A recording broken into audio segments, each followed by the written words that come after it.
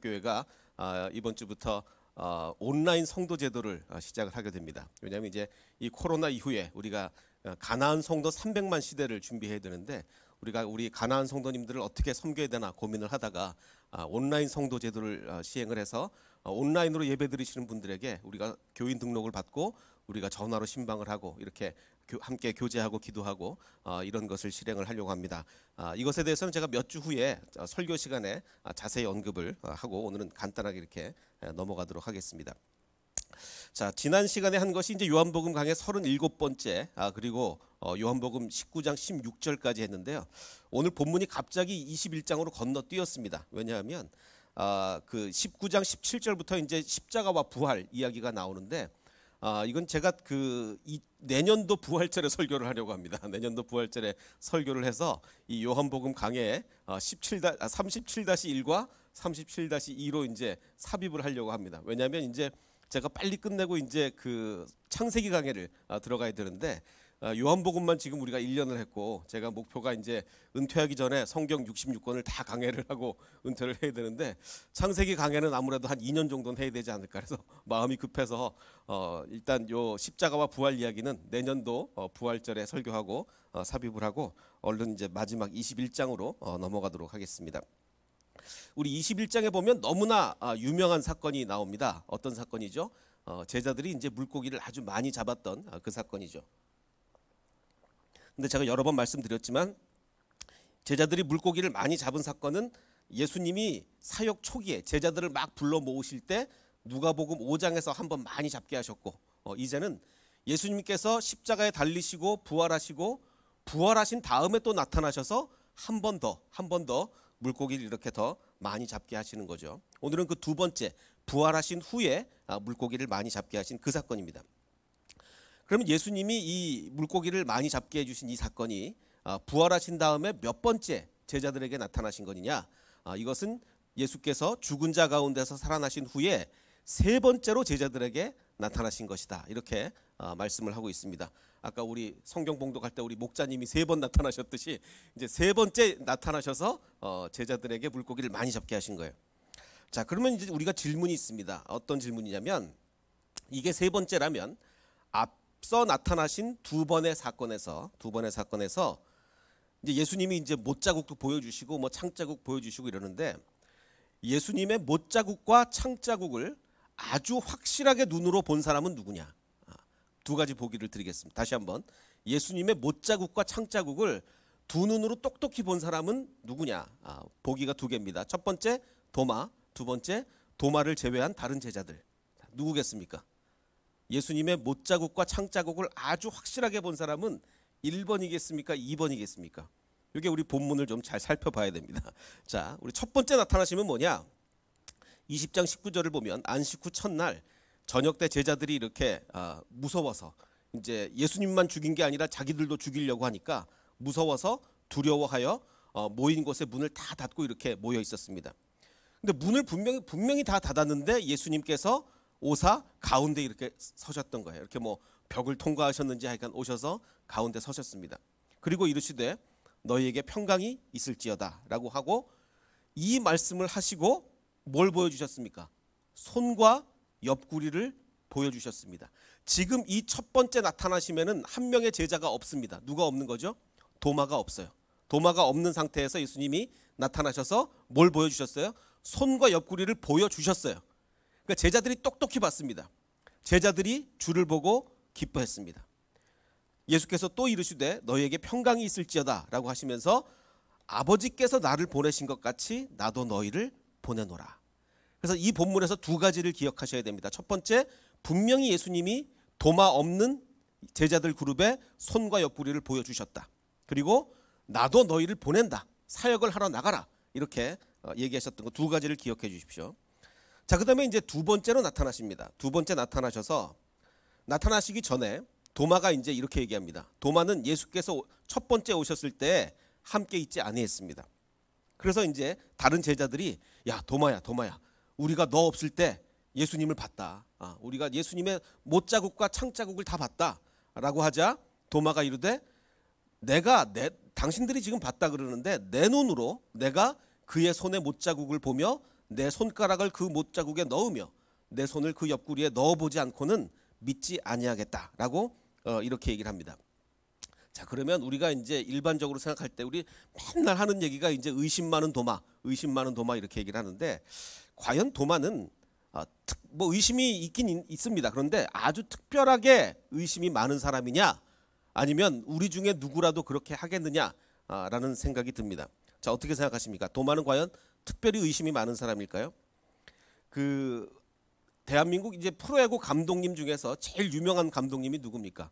이 김웅용 감독님이죠. 한국 시리즈를 10번을 우승을 시켰는데, 해태 타이거즈에서 여러 번 우승을 하고 이제 삼성 라이온즈도 옮겼다가 이렇게 삼성 라이온즈 사장도 하시고 그랬는데, 그 삼성 라이온즈 사장 시절에 아주 유명한 일화가 있습니다. 아주 유명한 일화인데, 이제 그 오승환 선수가 있어요. 오승환 선수가 굉장히 이제 인기도 좋고 하니까 이제 그 우승을 하고 나서 이렇게 얘기합니다. 그 오승환이 너 그렇게 여자들한테 인기가 좋다 그러는데 요즘도 여성 팬들에게 그렇게 팬레터를 많이 받냐? 그러니까 오승환이 이거 팬레터는 옛날 얘기다. 요즘은 그 이때만 해도 이제 그 싸이월드인가요? 그 홈페이지가 있던 시절인데, 요즘은 팬레터가 중요한 게 아니라 조회수가 중요하다라고 하니까 이제 김웅용 감독이 뭐라고 하냐면 조회수라고 하시더니, 연세가 많이 있으니까 조회수가 누군데 어떤 여잔데 이렇게 얘기를 했다는 얘기가 있습니다. 그러니까 조회수라 그러니까 이게 컴퓨터를 잘 모르시니까 여자 이름인 줄 알았던 거예요, 조회수가. 그러니까 세대가 다른 거죠. 세대가 다릅니다. 이 그 팬들의 열망 이런 걸 조회수로 점검을 하는 세대가 있는가 하면, 옛날 같으면 팬레터로 하는 거죠. 마찬가지입니다. 우리는 어떤 세대에 살고 있냐면 부활이라는 개념이 너무나 익숙한 세대에 살고 있어요. 지난 2000년간 기독교는 세계 최대의 종교였고, 세계 최대의 종교인 기독교에서 부활이라는 것을 거듭거듭 강조하고 우리는 그런 문화 속에서 살아왔습니다. 그래서 우리는 부활에 굉장히, 우리 눈으로 부활을 보진 못했지만 너무나 주변에서 많은 부활을 얘기하고 있기 때문에 굉장히 익숙해요. 자, 그런데 도마라는 사람은 부활이라는 게 아직 와닿지 않는 겁니다. 부활이라는 게 도대체 뭔지, 지금 내 동료들이 부활하신 예수님을 봤다는데 이게 뭔지, 그야말로 조회수 이전 세대와 이후 세대가 다르듯이, 또 코로나 이전 세대와 코로나 이후 세대가 다르듯이 이 전 세대인 거예요. 부활이 아직 뭔지 잘 모르는 거예요. 그래서 어떻게 보면 우리 생각에는, 도마가 어떻게 그렇게 의심할 수가 있을까? 제자들이 다 봤다는데, 예수님이 부활할 거라고 예언도 하셨는데. 아닙니다. 아니에요. 더군다나 이게 그 나사로를 살리신 것도 보지 않았냐? 죽었다가 살았나 나사로. 근데 또 얘기가 다르지 않습니까? 예수님은 십자가상에서 정말 처참하게 죽으신 분이에요. 온몸에 피를 다 쏟고 완전히 처참하게 죽으신 분이기 때문에 이게 부활하리라고는 정말 생각하기가 힘든 거죠. 그래서 어떻게 보면 우리 중에 어느 누구라도 도마처럼 생각할 수밖에 없는 겁니다. 그래서 이제 도마가 이렇게 못 믿고 있는데, 여드레를 지나서 제자들이 다시 집안에 있을 때, 그때는 이제 도마도 같이 있었습니다. 함께 있고 문들이 닫혔는데 예수께서 오사, 이번에도 문들이 닫혔는데 똑같이 이제 가운데 서시는 거예요. 이르시되 너희에게 평강이 있을지어다. 똑같은 말을 하시죠. 그리고 도마에게 이르시되 너 못 믿겠다 그러지. 일로 와서 너 손가락을 내밀어서 내 손을 보고, 내 손을 내밀어서 옆구리에 한번, 너 일로 와서 한번 넣어봐라 라고 이렇게 얘기를 합니다. 그리하여 믿음 없는 자가 되지 말고 믿는 자가 되라. 자, 이 정도 되면 이 상황에서 도마의 적절한 반응은 어떻겠습니까? 나 못 믿는다. 나 예수님 내 눈으로 직접 보고 손가락 넣어보기 전에는 못 믿는다. 그런데 나타나셨어요, 그 앞에. 자, 그러면 여기도 보기를 2개 드리겠습니다. 이 상황에서 적절한 반응은, 전하 죽여주시옵소서. 제가 정말 잘못했습니다. 예수님을 이토록 내가 못 믿다니 정말 잘못했습니다. 이게 하나가 있고, 두 번째는 네, 제가 직접 넣어보겠습니다. 이렇게 2가지 반응이 있는데, 어떤 게 적절한 반응이겠습니까? 2번을 할 수가 없죠. 어떻게 예수님이 진짜 부활하셔서 나타나셨는데 네, 제가 직접 한번 넣어보겠습니다. 이건 말이 안 되는 얘기입니다. 그냥 엎드려서 죽여주시옵소서, 이게 정말 합리적인 반응이에요. 그래서 도마가 이렇게 얘기합니다. 나의 주님이시요 나의 하나님이시니다. 예수께서 이르시되 너는 나를 본고로 믿느냐. 여기서 말하던 본 게 뭐냐, 정말 찔러 넣어봤다는 얘기냐, 보지 못하고 믿는 자는 복되다라고 얘기하셨는데, 저는 제대로 못 봤다고 생각합니다. 왜냐하면 성경에 창자국을 직접 봤는지 손을 넣었는지 기록이 당연히 없어요. 아마도 어떻게 했을까요? 예수님이 그렇게 말한 순간 도마는 그 자리에 펄썩 아마 엎어졌을 거예요. 엎어져서 정말 죽여주십시오. 정말 잘못했습니다. 아마 이랬을 겁니다. 그래서 아까 질문, 예수님의 못자국과 창자국을 아주 확실하게 본 사람은 누구냐? 아까 첫 번째 도마가 없을 때 봤다고 그랬습니까? 못 봤다 그랬습니까? 확실하게 봤어요. 그래서 도마는 봤는지 안 봤는지 정확하지 않습니다. 성경에 기록이 없기 때문에 봤을 수도 있고 안 봤을 수도 있는데, 분명하게 본 사람들은 오히려 도마를 제외한 다른 사람들이 예수님의 창자국을 분명히 봤죠. 자, 그래서 나중에 도마가 어떻게 됩니까? 여러 가지 기록에 의하면 도마는 인도에 가서 복음을 전했다라고 기록이 있습니다. 그래서 도마는 인도 선교의 아버지입니다. 그래서 인도에 가면 도마가 세웠다는 교회들이 뭐 정확히 100% 확실한지는 모르겠지만 도마가 세웠다는 교회들이 여럿 있고 정말 곳곳에서 도마의 흔적을 발견할 수 있다고 합니다. 자, 근데 참 재밌는 것은 그 한국 학자 중에 몇 분이 이 도마가 한국까지 왔다라고 주장을 하는 분들이 있어요. 그래서 대구 달성에 가면 사도 도마가 머물렀던 달성 이렇게 해가지고 성지순례를 하기도 하고 뭐 어디 경북 영천인가요? 어딘가 가면 이렇게 히브리어로 도마라고 써 있는 바위가 있다고 하는데 모르겠습니다. 이게 뭐 가능성이 있긴 하겠죠. 왜냐하면 인도 선교를 했으니까, 또 거기서 순교를 당했으니까 뭐 인도까지 왔으면 한국까지 절대로 오지 않았을 거라는 보장은 없지만 뭐 근거는 거의 사실은 굉장히 희박하긴 합니다. 뭐 개인적으로야 정말 도마가 한국에 왔다 갔었으면 얼마나 좋았겠습니까? 근데 어떤 근거가 그렇게 많지는 않아요. 자, 어쨌든 중요한 것은 이렇게 예수님께서 2번 제자들에게 나타나셨습니다. 2번 나타나셨어요. 자, 근데 3번째 나타나심은 뭐냐? 오늘 본문인 이 물고기를 많이 잡게 하는 그 사건입니다. 자, 이 어떻게 된 거죠? 베드로가 먼저 나 물고기 잡으러 갈래. 같이 갈 사람. 그러니까 뭐 나도 이렇게 해서 7명인가가 우르르 갔는데, 자, 이것에 대해서 이제 해석이 양분됩니다. 2가지 해석이 있어요. 어떤 해석이냐면, 첫 번째, 이 제자들이 예수님이 부여하신 사명을 잊고, 아까 첫 번째 뭐라고 그랬죠? 하나님이 나를 보내셨듯이 나도 너희를 보낸다. 그러면 사명을 받고 나가야 되는데, 복음을 전해야 되는데 그 사명을 잊고 본래의 생업으로 돌아갔다. 이제 물고기나 잡고 있다. 이게 이제 첫 번째 해석이고, 2번째 해석은 그게 아니라 당연히 지금 사역을 감당하던 중에 사역을 해도 먹어야 될 거 아닙니까? 사역을 해도 이제 밥을 먹어야 사역이 되니까 사역하던 중 음식 장만을 위해서 고기를 잡으러 나간 거다. 어떻게 제자들이 생업 이제 다시 옛날 물고기 잡던 시절로 돌아가겠느냐? 이 2가지 해석이 있습니다. 여러분들은 어떻게 생각하십니까? 이제 본문을 보면 그 뉘앙스들이 나와요. 어떤 뉘앙스들이 나오냐면 21장 1절에 그 후에 예수께서 디베랴 호수에 나타나셨습니다. 디베랴 호수, 그 제자들에게 나타나셨는데, 디베랴 호수라는 건 사실 이 갈릴리 호수의 다른 이름이에요. 갈릴리 호수의 다른 이름인데, 특이한 것은 요한복음은 그 복음서의 거의 대부분의 분량을 예수님이 어디 계셨을 때를 주로 기록을 하냐면 예루살렘과 이 유다 땅에 계셨을 때를 주로 기록을 해요. 사실 시간적으로 볼 때는 예수님이 거의 대부분 갈릴리에 많이 계셨고 유다 땅에는 짧게 계셨는데, 요한복음은 유다 땅에 있었던 일을 집중적으로 보도를 하고 다른 복음서 마태, 마가, 누가복음은 갈릴리에 있었던 걸 더 많이 기록을 하죠. 근데 이제 특이하게도 이제 요한복음 기록인데 갈릴리 사건을 기록하는 거예요. 자, 나타내신 일은 이러하니라. 즉 이제 세번역으로 보면 그가 나타나신 경위는 이러하다라고 되어 있는데, 어떻게 나타나셨냐면, 자, 고기를 잡으러 간 사람이 누구냐? 7명입니다. 시몬 베드로와 디두모, 세번역 성경은 쌍둥이라고 번역했습니다. 쌍둥이라고 하는 도마와, 그러니까 도마가 쌍둥이였을 가능성이 많아요. 그러니까 갈릴리 가나 사람 뭐 나다나엘과 세베대의 아들들과 뭐 또 다른 제자들, 이렇게 7명이 같이 있었습니다. 자, 그러자 이제 시몬 베드로가 야, 나는 물고기나 잡으러 갈란다라고 하니 그들이 자, 그럼 우리도 함께 가겠다 하고 나가서 이제 배에 올랐습니다. 자, 특이한 그 요한복음과 다른 복음서가 여러 가지가 다르다고 말씀드렸는데, 또 하나 특이한 것은 다른 복음서에는 이 도마라는 인물이 그냥 제자들의 명단 정도만 나와요. 도마가 이제 도마에 대한 이야기가 거의 안 나옵니다. 그냥 명단에 그냥 그 리스트에 오를 뿐이지 이야기가 없어요. 그런데 요한복음은 아주 도마를 비중 있게 다루고 있습니다.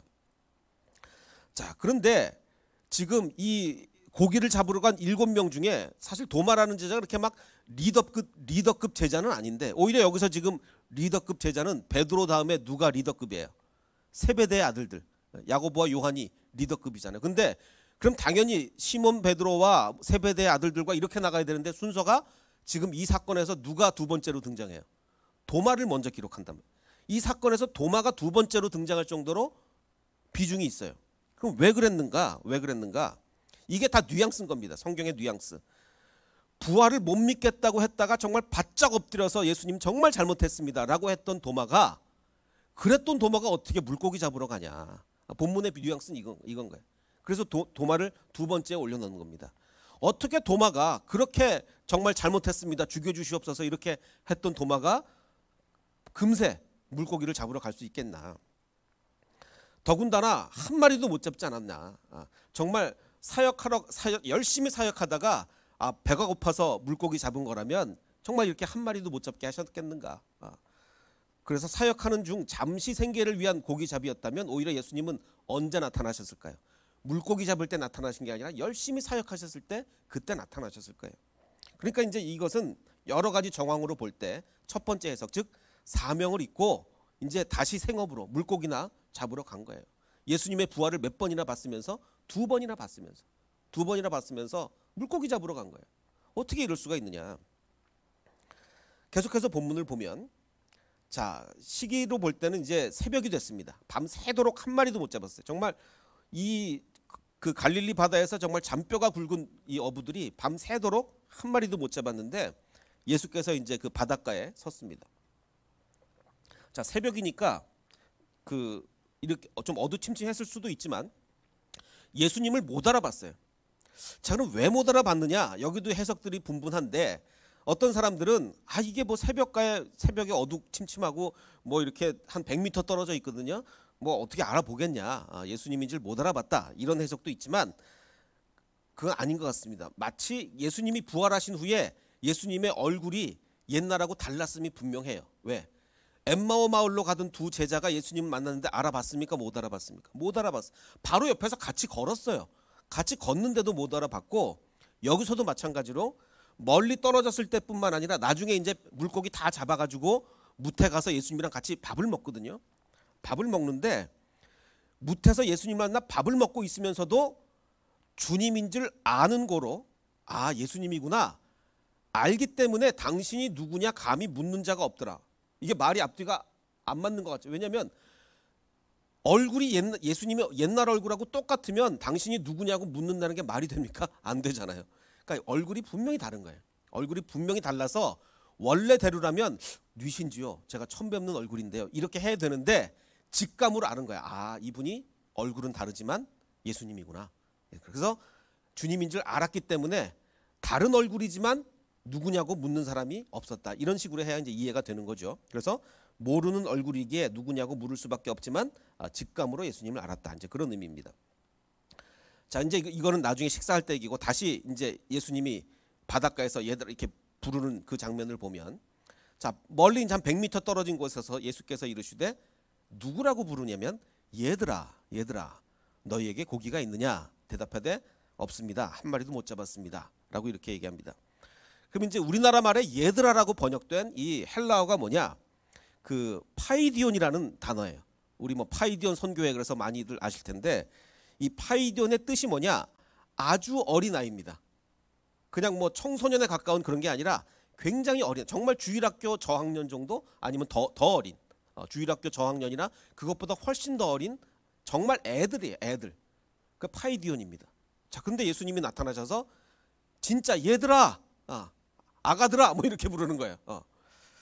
자, 그러면 아는 사이도, 지금은 이 예수님 얼굴이 분명히 달라졌기 때문에 서로 모르는 사이예요. 지금 예수님이지만 모르는 사이입니다. 자, 그러면 얼굴을 모르는 사람이 나타나서 얘들아, 아가들아 이렇게 불렀다는 얘기는 부활하신 후에 예수님의 외모가 더 젊어졌다는 얘기입니까? 아니면 더 중후해졌다는 얘기입니까?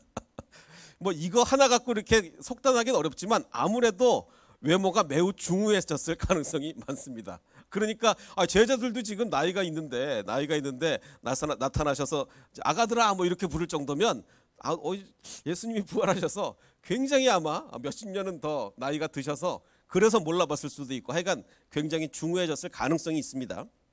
자, 근데 중요한 것은 6절에 보면 이르시되 그물을 그래 한 마리도 못 잡았어? 오케이, 그러면 그물을 어디에 던져라 라고 얘기합니다. 제가 이거 누가복음 강의할 때 했는데 그물을 어디에 던져라 그리하면 잡으리라 하시니 그곳에 던지라는 곳에 던졌더니 물고기가 많아서 그물을 들을 수가 없었습니다. 자, 그러면 여기도 두 가지 보기를 드리겠습니다. 그물을 깊은 곳에 던져라 아니면 그물을 오른쪽에 던져라. 어느 거겠습니까? 깊은 곳 오른쪽. 요한복음 본문은 오른쪽입니다. 깊은 곳이 아니에요. 깊은 곳은 누가복음 5장에서 던지라고 합니다.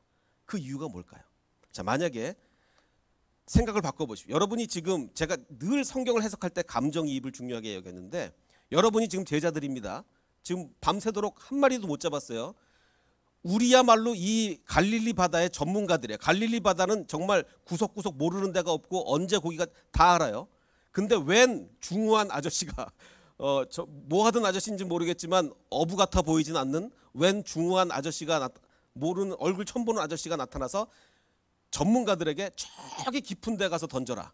그럼 여러분 깊은 데 가시겠습니까? 안 가죠. 아저씨 뭘 잘 모르시는 모양인데 깊은 곳에 지금 물고기 없어요. 당연히 그럴 거 아닙니까? 그래서 여기서는 처음 보는 아저씨의 제안이에요. 처음 보는 아저씨가 오른편에 한번 던져라 보라면 까짓 거 한 번 더 오른편에 던질 수도 있죠. 까짓 거 정말 그야말로 속된 말로. 근데 처음 보는 아저씨가 저기 깊은 데 가서 던져라? 전문가들이 가겠습니까? 안 가죠. 당연히 안 가죠. 그런데 누가복음 5장은 얘기가 완전히 달라요. 누가복음 5장은 어디서 그물을 던지라고 했냐면 그 4장 그 하반절부터 보면 시몬 베드로의 그 장모가 굉장히 중한 병을 앓고 있었어요. 그래서 예수님이 그 베드로의 장모를 고쳐주십니다. 이게 4장이고 그리고 이제 5장에 예수님의 그 능력을 보여주시고 그 이제 아직 제자로 완전히 부르시기 전이에요. 그 시몬이 이제 배에서 그 육지에서 조금 그 떼기를 청하시고 이게 무슨 얘기냐면 그 베드로의 배에 올라타셔서 그 바닷가에서 이제 그 군중들을 가르치셨어요. 그 다음에 시몬에게 자 너는 이제 그물을 어디에 그물을 내려서 고기를 잡으라라고 얘기를 합니다. 이건 누가복음 5장입니다. 이때는 지금 베드로가 보는 예수님은 누구예요? 아까 요한복음처럼 어디서 새벽에 나타나서서 중후한 아저씨가 처음 보는 아저씨가 그물을 던지라는 게 아니고 자기 장모의 그 병도 능력으로 고쳐주시고 지금 시몬의 배에 타셔서 하루 종일 말씀을 가르치셨단 말이에요. 그럼 시몬은 그 옆에 앉아서 예수님의 말씀을 계속 들은 거예요. 그런 어마어마한 분이 이제는 어디 가서 그물을 던지라고 합니까? 깊은 데로 가서. 그러면 깊은 데 가겠습니까? 안 가겠습니까? 가는 거죠. 깊은 데 아니라 바다를 건너가라도 가는 거죠. 그러니까 이 말씀이 이게 다 앞뒤가 맞아 떨어지는 겁니다. 그래서 장모의 치유도 경험하고 말씀도 들은 시몬은 이번에는 깊은 데로 가는 거예요. 근데 요한복음 5장은 어떻게 됩니까? 웬 모르는 아저씨가 던지려니까. 그래서 다시 한번 비교를 하면 누가복음 5장은 깊은 데로 가라고 하니까 베드로가 이게 참 중요해요. 깊은 데로 가라고 하니까 베드로가 뭐라고 얘기하냐면 우리들이 밤새도록 수고하여 잡은 것이 없지만 무엇에 의지하여? 말씀에 의지하여. 여기서는 말씀에 의지하여가 나오는 겁니다. 왜? 장모도 고쳐주셨고 베드로가 옆에서 쭈그리고 앉아서 예수님이 계속 가르치는 거 다 들었고 아 이분이 어마어마한 분이구나. 깊은 데로 가라고요? 네. 그러면 주님의 말씀에 의지해서 내가 물고기 잡는데 전문가지만 당신은 목수라서 아무것도 모르지만 내가 당신의 말씀에 의지해서 가겠습니다. 가는 거예요. 이게 누가복음이에요.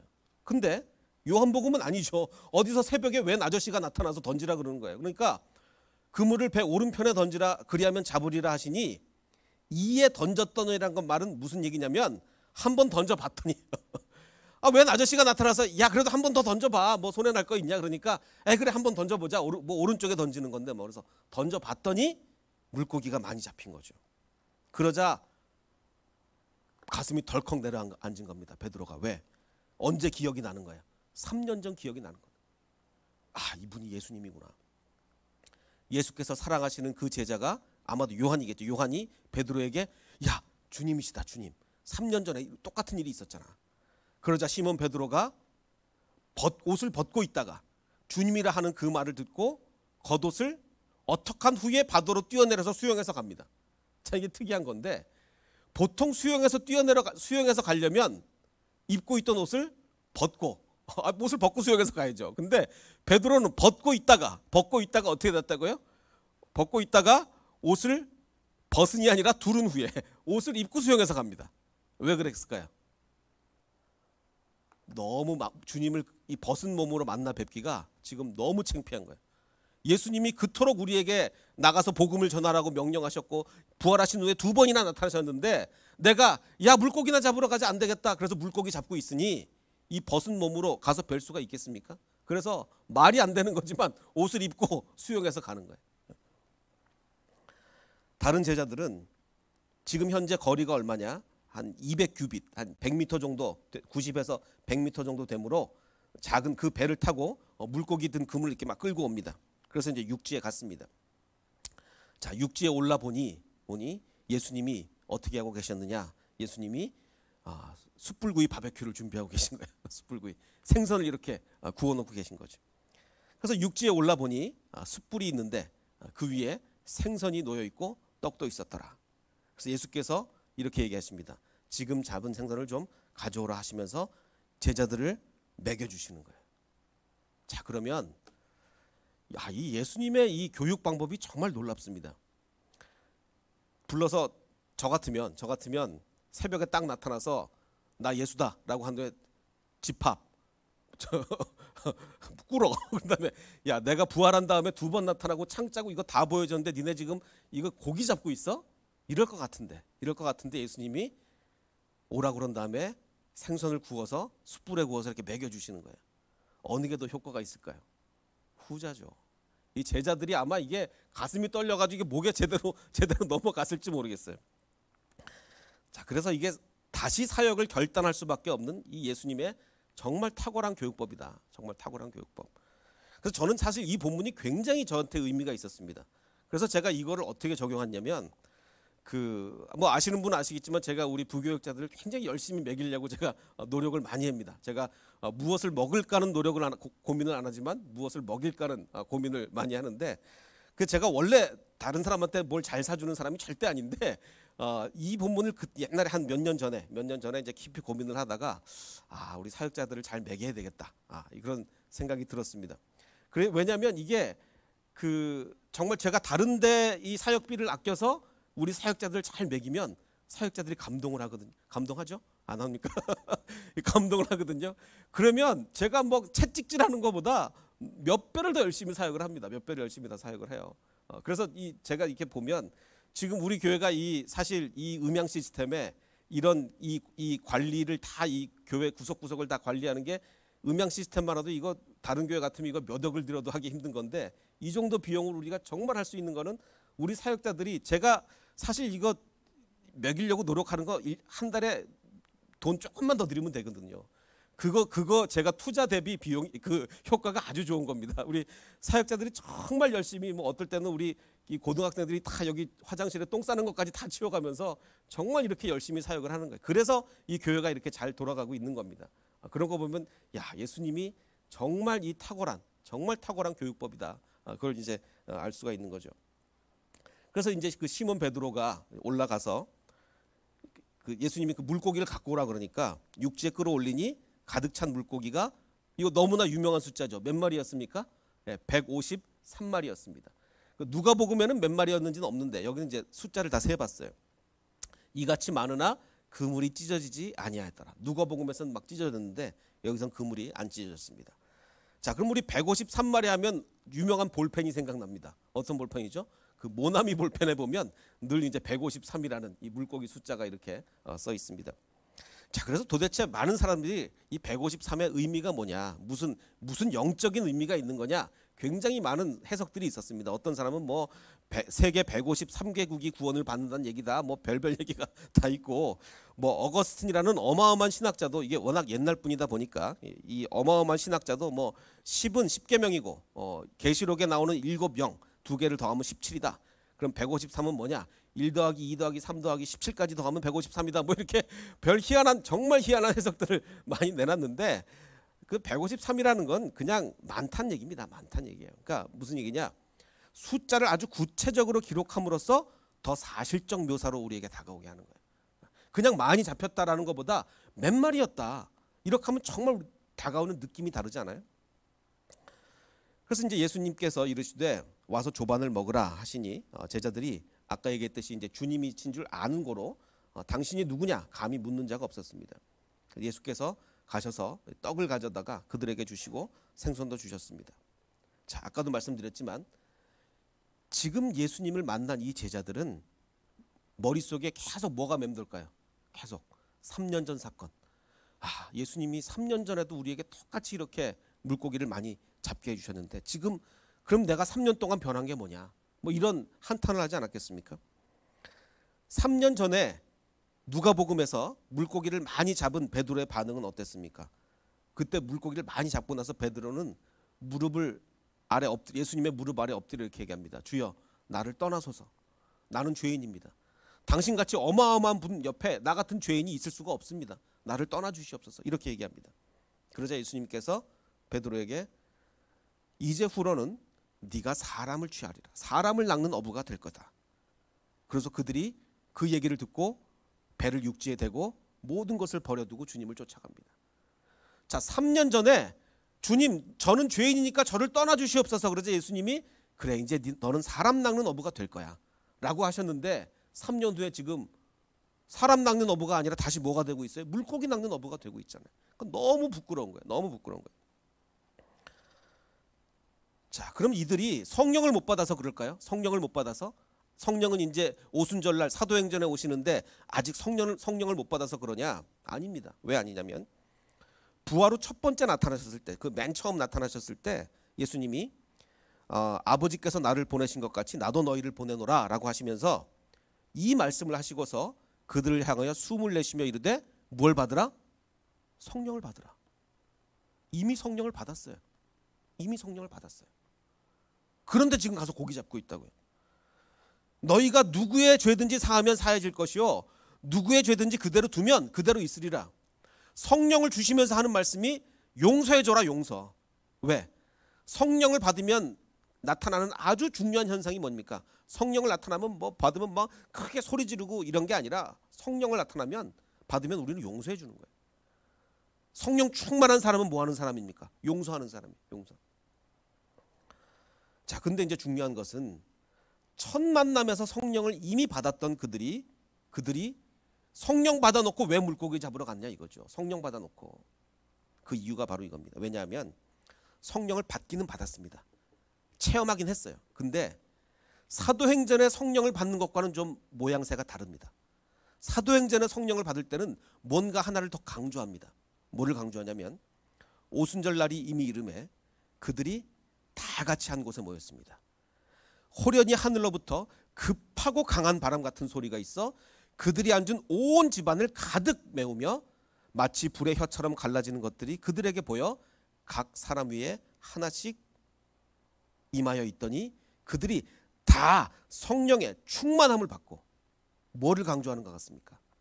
엄청난 임재, 성령의 강력한 임재. 처음에 예수님이 성령을 주셨을 때랑 비교하면 처음에는 성령을 그냥 앓은 거예요. 성령을 만난 겁니다. 예수님이 성령을 받아라. 이런 게 성령이구나. 아직 성령이 충만하게 임하지 않았어요. 그런데 오순절날 성령 받은 건 뭡니까? 이제 성령이 강력하게 임합니다. 다 같이 한 곳에 모였을 때 급하고 강한 바람 같은 것이 온 집안에 가득하며 다 성령의 충만함을 받았습니다. 그러자 이제 목숨 걸고 나가는 거죠. 목숨 걸고. 다른 거죠. 그래서 성령을 체험한 거하고 단순히 성령의 충만함을 받은 것은 다릅니다. 우리는 성령을 그저 체험한 것 정도로 머물러서는 안 돼요. 충만하게 받아야 됩니다. 그래서 성령의 충만은요, 교육으로 불가능한 일을 이룹니다. 제가 우리 지난 수요일 날도 말씀드렸듯이 우리가 발전하는 것은 두 가지입니다. 교육으로 인간이 달라질 수 있어요. 교육으로 달라질 수 있는데 그건 한계가 있습니다. 교육 갖고 안 되는 한계가 너무나 분명해요. 그 한계는 언제만 넘어설 수 있습니까? 성령의 충만. 그냥 성령을 만나는 거 아니고 성령의 충만함이 있어야만 교육으로 불가능한 일들이 이루어진다는 겁니다. 수요 예배 때 했던 거 잠깐만 복습해 볼까요? 이스라엘이 블레셋과 전쟁하다가 언약궤를 뺏겼습니다. 그 귀한 언약궤를 뺏겼어요. 그래서 하나님께서 그 블레셋 사람들이 언약궤를 여기 갔다 저기 갔다 막 돌리는데 가는 곳마다 하나님이 전염병을 크게 일으키 블레셋을 심판하십니다. 그러자 이제 블레셋이 도저히 못 견디겠다 해가지고 이 언약궤 돌려보내자. 그래서 언약궤를 돌려보내기로 결정합니다. 어떻게 돌려보내느냐? 갓 새끼를 낳은 암소에게 언약궤를 메고 가게 합니다. 자, 그러면 그리고 새끼를 집에 보냅니다. 그러면 이 암소의 본능은 어디로 가야 됩니까? 새끼는 이제 갓 새끼 낳은 암소인데 본능은 새끼 있는 대로 가야죠. 근데 이 사람들이 뭐라고 생각하냐면 새끼 있는 대로 안 가고 이스라엘 땅으로 직진하면 그건 진짜 하나님이 역사에서 우리가 벌 받은 거다. 이렇게 생각을 합니다. 자, 그러자 어떤 일이 벌어집니까? 암소가 벳세메스 이스라엘 땅으로 곧바로 행하여 대로로 가며 갈 때 울지만 정말 자기 새끼가 있는 거 알기 때문에 펑펑펑펑 자기 새끼한테 가고 싶어서 울면서도 하나님이 강력하게 성령으로 역사하니까 자기도 모르게 이스라엘 땅으로 이 암소가 가는 거죠. 뭡니까? 성령입니다. 성령은 동물의 본능까지 지배하는 거예요. 동물의 본능. 우리 인간들도 다 동물입니다. 우리가 언제 우리 본능을 제어할 수가 있습니까? 우리가 인간이 본능처럼 살아서는 안 되죠. 본능처럼 살면 용서 못하고 본능처럼 살면 남을 미워하게 되고 싸우게 되고 그게 본능입니다. 우리는 어떻게 본능을 제어할 수 있죠? 첫째는 교육입니다. 교육받아 본능을 제어합니다. 그런데 교육을 훨씬 뛰어넘는 것, 교육으로는 한계가 있는 그 한계를 뛰어넘는 것은 바로 성령의 충만함이죠. 그냥 성령을 만나는 거 아니고 성령을 만나기만 하면 결국은 다시 고기 잡으러 갑니다. 만나기만 하면 고기 잡으러 가는 거예요. 그런데 우리가 흔히 하는 착각이 뭡니까? 성령을 만나놓고 성령에 충만한 줄 아는 거예요. 이게 착각입니다. 내가 분명히 성령 만났거든요. 나 성령 체험했거든요. 나 성령을 알아요. 그게 성령 충만한 줄로 아는 거예요. 그러면 결국 고기 잡으러 갑니다. 결국 본능이 나옵니다. 그게 아니라 우리는 성령의 충만함으로 살아가야 됩니다. 그것만이 우리의 본능을 이기고 하나님이 부여하신 사명을 감당할 수 있는 유일한 길인 줄 믿고 성령의 충만함을 추구하는 저와 여러분이 되시기를 주님의 이름으로 축원합니다.